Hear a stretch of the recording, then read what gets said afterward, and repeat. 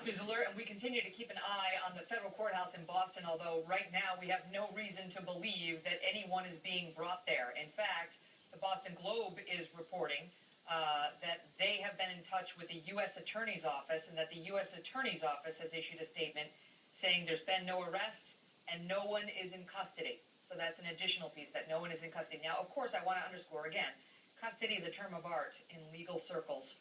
It doesn't necessarily mean they're not questioning anybody and so on, but we have no reason to believe right now, based on the conflicting reports we've received, that they even have a person's name. We don't know. I mean, Steve Emerson just reported that they think, according to his sources, they know who he is. And I'll ask you guys this, what you think, and I'll start with you, Peter Newman, whether you have any doubt at this hour that they're gonna find the guy if they don't have him already. Well, I don't have any doubt, but the question is, if no arrest has been made at this point, to leak that kind of information I very much hope that an arrest has been made, because it would really be irresponsible to do that and not to have someone, because it gives that person the opportunity to get away. So that would be really, really irresponsible. Mm-hmm. You know, here's what happens. A news outlet will report it, and then other news outlets hear it, and then they call law enforcement officials that they are in contact with and say, this is what's being reported, can you confirm or not? And normally, if your source can't confirm it, they'll say, no, I cannot confirm it.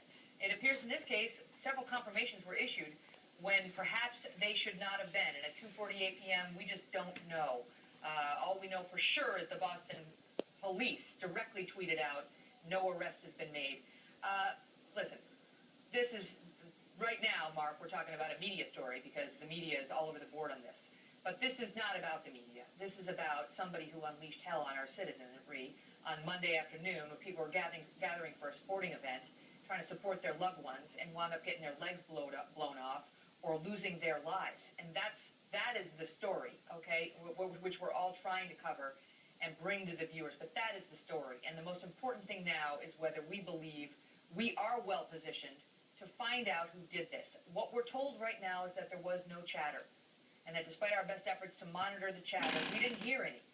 And even Janet Napolitano, the Homeland Security Secretary, said right now she doesn't have any reason to believe that there's an international connection or that there's a larger plot unfolding here, I think is how she put it. I'll get the exact language. Actually, I have it right here. She says right now there's no current indication that the Boston Marathon bombings were part of a broader plot. So your thoughts on that statement?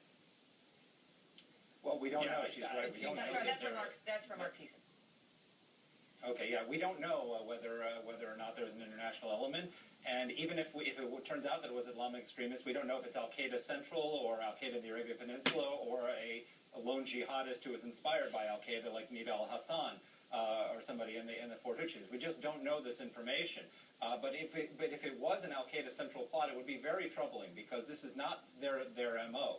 One of the mysteries after 9/11 was, why didn't they do stuff like the Boston bombing after 9/11? We know they kept going for the big attack for the 2006, and they wanted to blow up a dozen planes over the Atlantic. They wanted to blow up the fly plane to the Library Tower.